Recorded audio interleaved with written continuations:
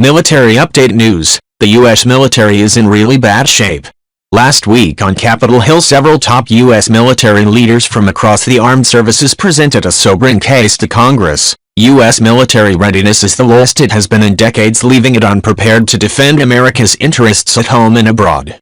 In testimony before the Senate and House Armed Services Committees, the Vice Chiefs of Staff of the Army, Navy, Marines, and Air Force articulated pressing concerns about the state of their branch's readiness to respond to conflicts overseas or attacks on the homeland. The hearing highlighted substantial readiness and capacity issues within each of the services. Army: of 58 total brigade combat teams, the Army's main combat building block, only 3 are considered ready for combat. Navy: the Navy's fleet is the smallest it has been in nearly 100 years. This makes ship repairs harder to complete as those vessels are needed on the waterways. Marine Corps: 80% of Marine aviation units do not have even the minimum number of aircraft they need for training and basic operations. Air Force: the Air Force is the smallest and in terms of many of its aircraft oldest it has ever been. The service had 8,600 aircraft in 1991, while today it only has 5,500, and those aircraft are an average of 27 years old. Worse, fewer than half of those aircraft are prepared to take on and defeat our adversaries.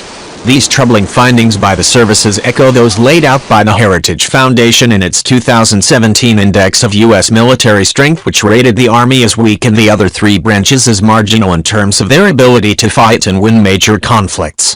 What was noteworthy about the Vice Chief's testimony beyond these startling numbers, however, was their brutal honesty. For 8 years under the Obama administration, top defense officials were largely silenced and prevented from articulating their concerns about budget cuts and decreased readiness to policymakers with the ability to reverse undeniable decline. What this hearing and other recent public statements are showing, however, is that defense leaders believe they can now begin to speak openly about the challenges they face, and that Congress and the administration can address these negative trends, especially those caused by diminishing resources. Make no mistake, budget cuts, especially sequestration cuts implemented indiscriminately across the board beginning more than 5 years ago, have been devastating to the U.S. military. Look at flying hours, for example.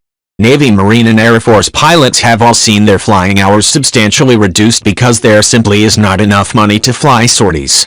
This has led to pilots being unable to maintain cockpit skills, which, like everything else, will atrophy without constant tuning and training. Worse, this inability to maintain proficiency has led to lethal accidents and loss of aircraft which may have been preventable, to say nothing of the danger of thrusting our servicemen and women into combat without giving them the opportunity to train and maximize their readiness.